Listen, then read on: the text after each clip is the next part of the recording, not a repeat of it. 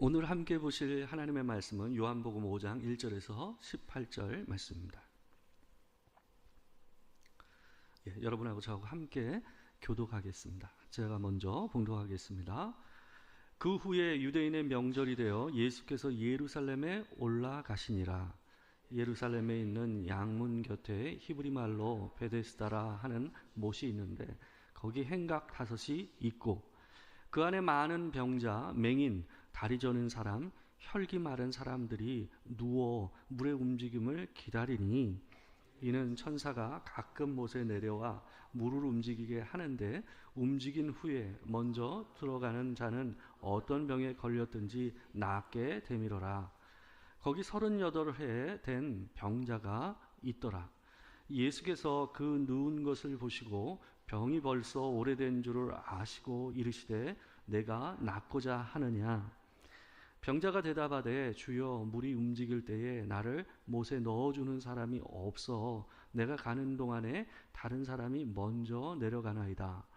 예수께서 이르시되 일어나 내 자리를 들고 걸어가라 하시니 그 사람이 곧 나아서 자리를 들고 걸어가니라. 이날은 안식일이니 유대인들이 병 나은 사람에게 이르되 안식일인데 내가 자리를 들고 가는 것이 옳지 아니하니라.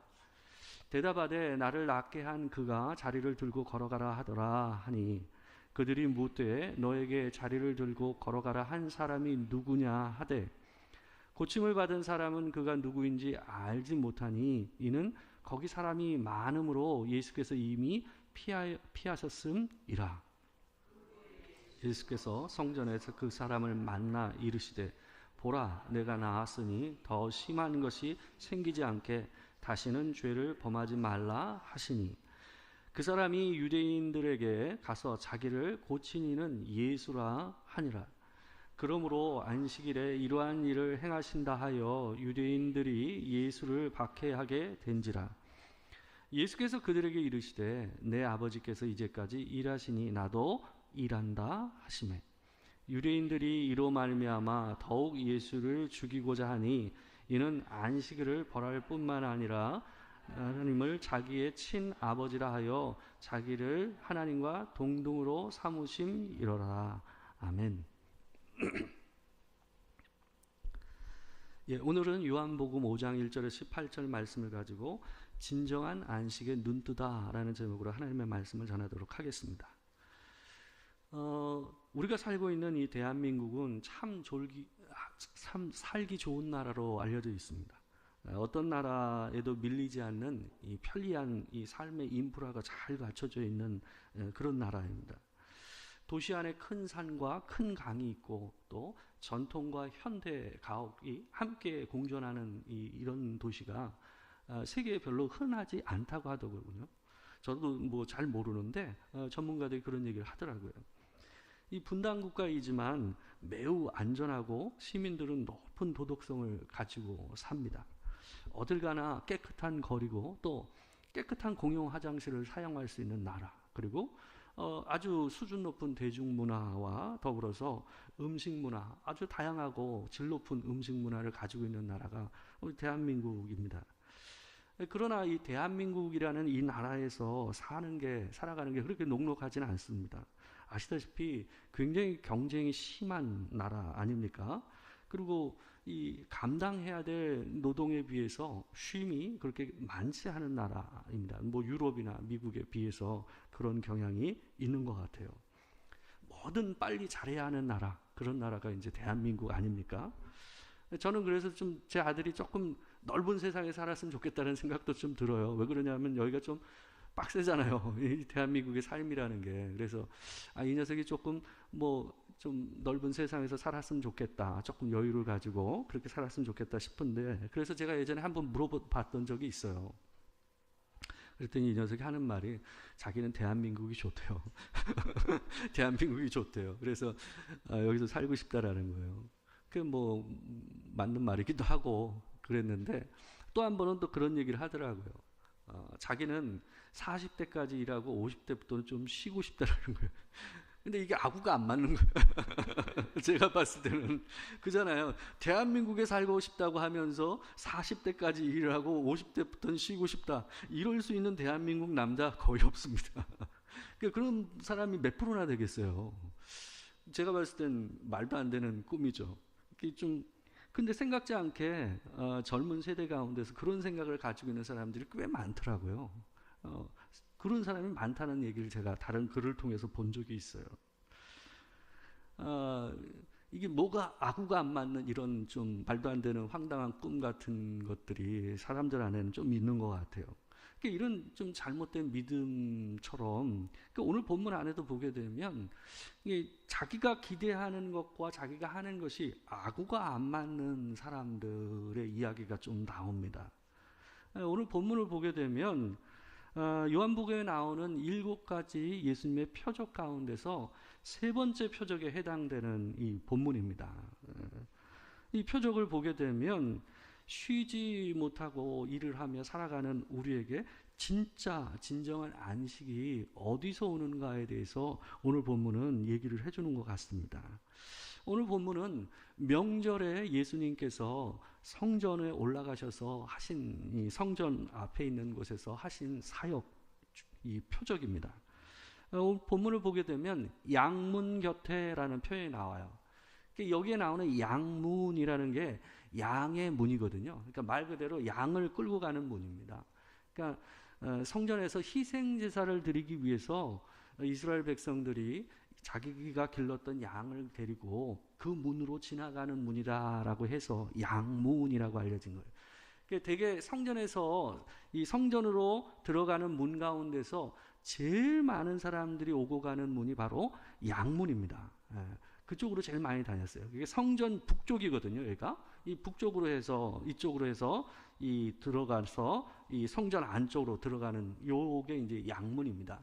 근데 이 양문을 갖다 지나치려면 먼저 꼭 지나쳐야 되는 곳이 있었어요. 그게 바로 베데스다 연못이었어요. 제가 위쪽에 있는 그 빨간 선이 있는데 있죠? 거기가 연못입니다. 상당히 큰 연못입니다. 이 연못을 지나야 이 양문으로 들어갈 수가 있는 거예요. 예수님께서 여기를 좀 지나고 계셨던 겁니다. 근데 이 베데스다, 이 연못, 이 베데스다라는 말 자체가 어떤 의미를 가지고 있냐면 자비의 집이라는 뜻을 가지고 있어요. 근데 이 아주 그 멋진 자비의 집이라는 이름에 걸맞지 않게 그 현장의 현실은 그렇지는 않았어요. 왜 그러냐 하면 이 베데스다 연못에서는 간헐적으로 솟구치는 샘이 있었어요. 간헐천이라고 그러잖아요. 그래서 그렇게 갑자기 물이 솟구치는 그런 샘이 있었습니다. 근데 그 물이 일반적인 물이 아니었던 것 같아요. 그래서 우리가 약수라고 하는 것들이 있잖아요. 미네랄이 많고 철분이 많고 이런 그 빨간빛이 도는 그런 물이었던 것 같아요. 되게 그런 물이 이 약효과가 있잖아요. 그러다 보니까 일부 질병이 이 물을 통해서 나음을 얻는 일들이 있었던 것 같아요. 근데 사람들이 그렇잖아요. 어떤 작은 팩트와 사람의 간절함이 붙어버리면 이게 신화적인 믿음, 그런 전설적인 믿음이 돼버리는 경우가 많지 않습니까? 이게 바로 베데스다 연못과 관계된, 거기에 간헐천과 관계된 잘못된 믿음의 기원이었던 거예요. 그래서 사람들 사이에서는 어떤 믿음이 생겼냐 하면 이 물이 동할 때에, 이 물이 솟구칠 때에 제일 먼저 들어가는 한 사람의 병은 낫는다라는 그런 아주 희귀한 이 믿음이 있었던 겁니다. 이 물은 그 사람들은 어떻게 생각했냐면 하나님의 천사가 솟구치게 하는 거라고 생각했어요. 그래서 이 물이 천사가 동하게 할 때에 한 사람, 제일 먼저 들어가는 한 사람만 하나님께서 낫게 해주신다라는 생각을 가지고 있었던 겁니다. 그래서 그러다 보니 이 연못 이 주변에 행각이 5개가 있었는데 그쪽 있는 데에 온갖 이 고질적인 만성 질환자들이 모였어요. 그리고 이 장애가 있는 사람들, 이런 사람들이 그 행각 주변에 수없이 몰려서 그 물이 동해서 솟구치는 때만을 기다리면서 있었던 겁니다. 생각을 해보십시오. 그 상황이 어땠을지를. 언제인지 모를 그 물이 솟구칠 그때를 기다리면서 사람들이 제일 먼저 들어간 한 사람만 치료가 되니까 어찌하든 그 일반적으로 제일 많이 솟구치다는 곳에서 어떻겠어요? 더 가까운 것을 차지하려는 경쟁이 있지 않았겠습니까? 그리고 실제 물이 동했을 때에 사람들이 어떤 일이 벌어졌겠습니까? 서로 들어가려고 어떻게 했을까요? 아마 이 난리가 나지 않았겠습니까? 뭐 안 봐도 비디오입니다. 아비 규환이었을 거예요. 그런 상황 가운데 있었던 거죠. 예수님은 성전에 들어가시기 위해서 그 문을 향해서 걷고 계셨어요. 근데 예수님은 유독 어떤 한 사람을 유심히 보셨습니다. 그 사람을 예수님께서 명확히 보시면서, 집중적으로 보시면서 이 사람의 질병이 굉장히 오래됐다라는 것을 갖다가 예수님께서 보신 거예요. 그러면서 그 사람에게 말을 거는 장면이 오늘 본문 가운데 있습니다. 이게 왜 그러냐 하면, 여기에 이 잘못된 믿음을 가지고 있는 이 모든 사람들이 예수님 보기에는 전부 안타까운 사람들 아닙니까? 있을 수 없는 믿음을 가지고 거기에 누워가지고 자기의 병이 나을 것이라고 생각하고 있는 그 모든 사람들이 어때요? 안타깝죠. 근데 예수님 눈에는 유독 이 사람이 더 눈에 띄었어요. 왜 그러냐 하면 이 사람은 병에 걸린 지 38년이 된 사람이에요. 일반적으로 그 당시에 평균 수명이 40대였어요. 근데 이 사람이 38년 동안 그 병에 걸려서 고생을 했어요. 그러면 아마 이 사람은 아주 어렸을 때 이 병에 걸렸거나 한평생 거의 이 병으로 인해서 장애를 가지고 살았을 가능성이 높습니다. 근데 이 사람의 답 가운데 보게 되면 자기를 돕는 사람이 없어서 자기가 제일 먼저 들어가지 못한다는 얘기를 하잖아요. 그러니까 이 사람이 거기에 있는 사람들 중에서도 어때요? 경쟁에서 밀릴 수밖에 없는 더 큰 장애와 더 큰 질병을 가지고 있었던 사람이라는 걸 갖다가 이 사람이 얘기하는 얘기 가운데서 우리가 예측해 볼 수가 있어요. 예수님은 그 사람이 더 안타까웠어요. 왜냐하면 잘못된 믿음이라 할지라도 그 경쟁 가운데서도 어때요? 끼지도 못하면서 시도도 못하는 이 사람의 형편이 예수님 보기엔 더 딱하게 보였던 거예요. 그리고 그 38년이라는 긴 세월 동안 그 병에 시달린 그 사람의 인생이 예수님 보기에는 안타까우셨던 것 같아요. 그 사람에게 예수님께서 물으세요. 내가 낫기를 원하느냐? 근데 이 질문, 내가 낫고자 하느냐라는 이 질문을 던지거든요. 근데 이 질문은 정말 의문 아닙니까? 뭐 당연히 이 사람이 낫고자 하니까 이 더운 날 거기 와가지고 거기 누워 있고 거기서 있지요. 소망이 없는 그 순간에도 그 사람이 거기가 있는 것은 뭐 낫고자 하는 게 당연하지 않겠습니까? 근데 예수님께서는 그 당연한 질문을 그 사람에게 일부러 물으세요. 그 말씀의 의도는 뭐냐 하면, 네가 하고 있는 그걸로는 될 수가 없는 거야 라는 의도를 가지고 일부러 내가 낫고자 하느냐라는 질문을 던지고 계신 거예요. 네가 지금 기대하는 그 방식으로는 네가 진짜 원하는 그것을 얻을 수가 없어 라는 의도를 가지고 내가 낫고자 하느냐라는 말을 묻고 있는 거예요. 예수님께서 무르나 마나한 질문을 가끔 던지실 때가 있거든요. 예수님께서 무르나 마나한 질문, 사람들이 보기에 너무 의문, 바보스러운 질문이라고 생각되는 그런 질문을 던지실 때는 어떤 경우냐 하면, 대개는 사람들이 가지고 있는, 자기들이 분명하게 확신하고 있는 그 어떤 것에 대해서 치고 들어가실 때 그런 질문을 던지세요. 그들은 너무 분명하게 그것이 자기가 가지고 있는 이 믿음이라고, 분명한 확신이라고 생각하고 있지만 그게 너무 바보스러운 것이라는 것을 예수님께서 가르쳐 주시려고 할 때 너무 당연해 보이는 질문을 사람들에게 던지신다는 거예요.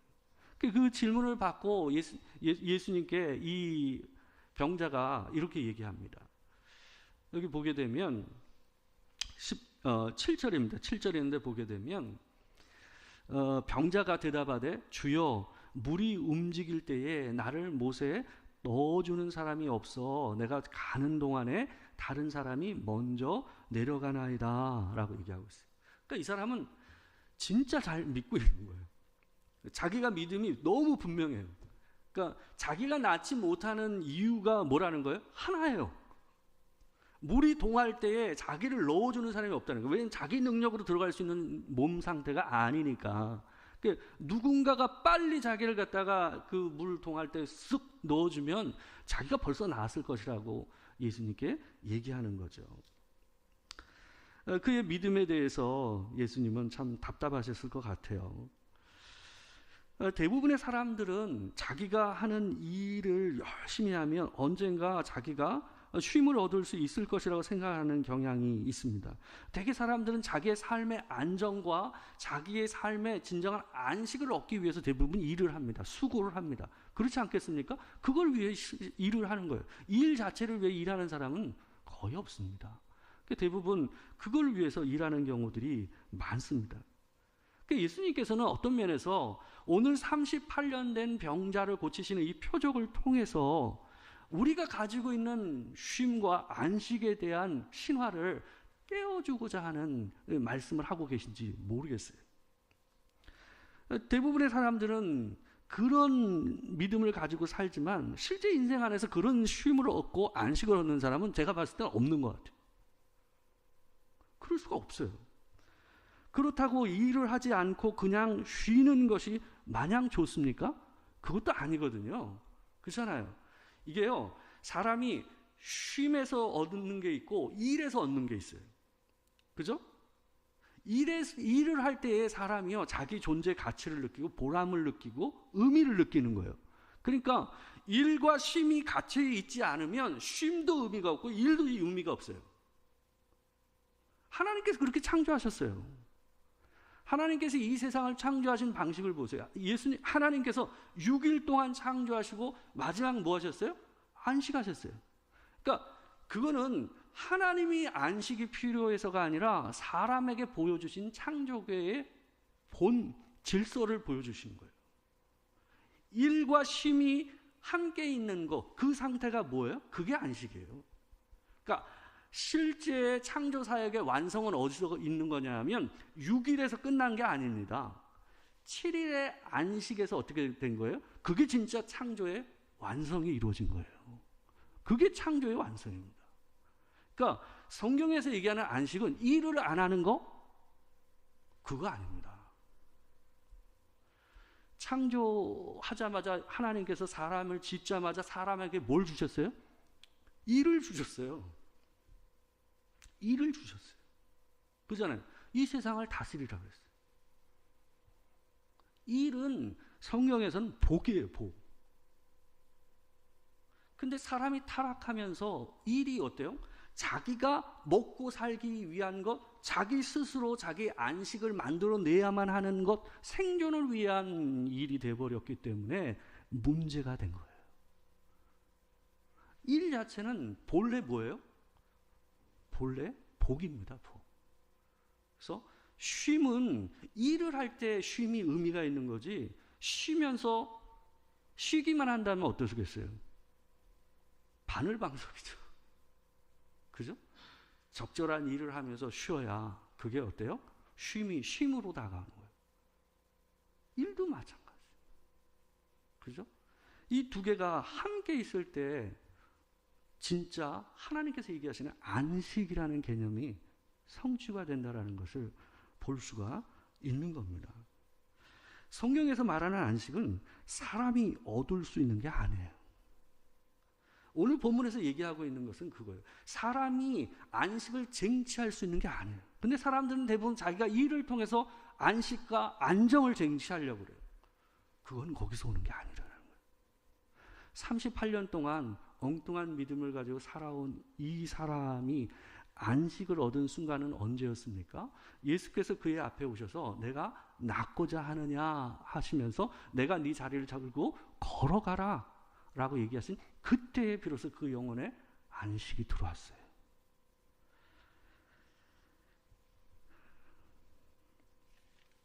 성경에서 얘기하는 안식이 뭔지는 오늘 본문에서 예수께서 유대인들이 예수께서 안식일을 범했다고 추궁할 때에 이 사람들에게 예수님께서 하신 말씀에서 드러나요. 볼까요? 요한복음 5장 17절을 보게 되면 이렇게 얘기하세요. 같이 한번 읽겠습니다. 자, 시작. 예수께서 그들에게 이르시되 내 아버지께서 이제까지 일하시니 나도 일한다 하시매. 이 말 안에 안식일의 참된 의미와 안식이 어떻게 우리 가운데 들어오는지를 보여주는 게 이 안에 다 들어있어요. 뭐예요? 내 아버지께서 이제까지 일하시니 나도 일한다.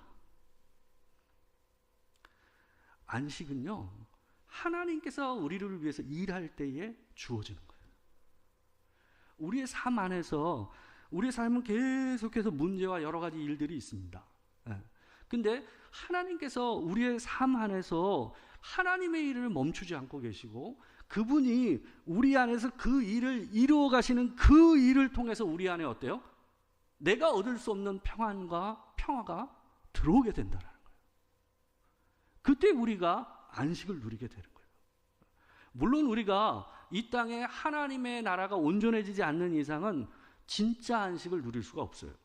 우리는 지금 현재 어떤 면에서 파편적인 안식을 누립니다. 성령을 통해서 우리 안에 하나님께서 주시는 평화와 평안의 은혜를 누리게 되고 하나님이 우리와 함께하고 계시다는 걸 깨달을 때에 내가 누릴 수 없는 하늘에서 오는 안식이 쉼이 우리 영혼 안에 들어오는 걸 갖다가 느낄 때가 있다라는 거예요.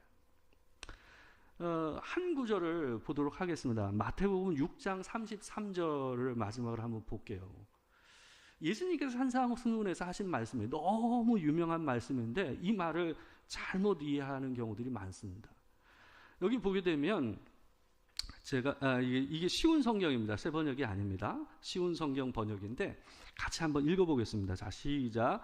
먼저 아버지의 나라와 아버지의 의를 구하여라. 그러면 이 모든 것들이 너희에게 덤으로 주어질 것이다. 여기에 나오는 먼저라는 말은 순서를 얘기하는 게 아닙니다. 이 말을 잘못 이해하시면 안 돼요. 그러니까 우리가 아버지의 나라와 그의 의를 구하고 나서 그 다음에 내가 원하는 걸 구하라 이 얘기가 아닙니다. 그 얘기가 아니에요. 우리는 아버지의 나라와 그의 의를 위하여 일을 하면 돼요. 그 뒤에 나오는 건 뭐예요? 그러면 이 모든 것들이 너희에게 뭐라고요? 덤으로 주어질 것이다. 그러니까 먹고 사는 문제, 우리 삶의 안정감, 안식의 문제는 전부 어디에 속하는 거예요? 하나님이 주시는 덤에 속하는 거예요. 그건 하나님의 영역이라는 거예요. 그러니까 우리는 그걸 걱정하지 말고 예수님께서 뭐라고 계속해서 산상수훈에서 얘기하는 게 뭐냐면 너희 아버지가 아신다. 너희 하늘 아버지가 아신다라는 말을 산상수훈에서 계속 반복하시잖아요. 그거 아신다. 그러니까 그건 뭐냐면 그걸 위해서 일하지 말라는 거예요. 그거를 네가 이루기 위해서 살지 말라는 거예요. 그거는 아버지의 일이라는 거죠. 아버지가 일하시니 나도 일한다 라는 말 안에 우리의 안식이 있습니다. 여러분의 삶 안에서 하나님께서 예수께서 성령을 통해서 끊임없이 주의 일을 하고 계십니다. 때때마다 근심과 걱정이 오고 어려움이 오지만 그래도 하나님께서 그 가운데서 일을 하고 계시니 여러분의 마음 안에 평강과 은혜로 그 안식을 이루어질 줄 믿습니다. 우리에게 영원한 안식이 예비되어 있다는 걸 늘 기억하시면서 아버지의 나라와 아버지의 의를 위해서 살면 그 모든 것이 덤으로 주어진다는 것을 늘 믿으면서 하나님의 사시는 여러분과 제가 되길 주의 이름으로 축원합니다. 기도하겠습니다. 사랑하는 주님, 참 열심히 모두가 삽니다. 하나님, 이 땅에서 열심히 안 살고 살 수 있는 사람이 없습니다. 그렇지만 열심히 산다고 안식을 얻는 것이 아니라는 것을 오늘 새깁니다. 마음을 다잡습니다. 주께서 우리를 위해서 일하시니 하나님께서 우리에게 안식을 주실 줄 믿습니다. 지금 현재 우리가 삶에 어려움이 있고 힘듦이 있다 할지라도 하나님께서 주께서 우리 가운데 오셔서 주의 일을 하고 계시니 하나님 우리 안에 있는 근심들이 안식으로 바뀌게 되는 은혜를 누릴 줄 믿습니다. 하나님 늘 우리와 함께 하시며 지키시고 보호하신 주의 은혜를 감사합니다. 지금 우리 주 예수 그리스도의 은혜와 아버지 하나님의 크신 사랑과 성령의 교통하심이 진실로 아버지께서 일하시니 나도 일한다 라고 말씀하신 그 주님의 은혜를 기억하며 우리에게 주어진 날들을 주님 주신 평강과 은혜 가운데 살기를 소망하는 이 자리는 모든 성도들과 또한 함께하지 못한 성도들 가운데 지금으로부터 영원토록 함께 하시기를 축원하옵나이다. 아멘.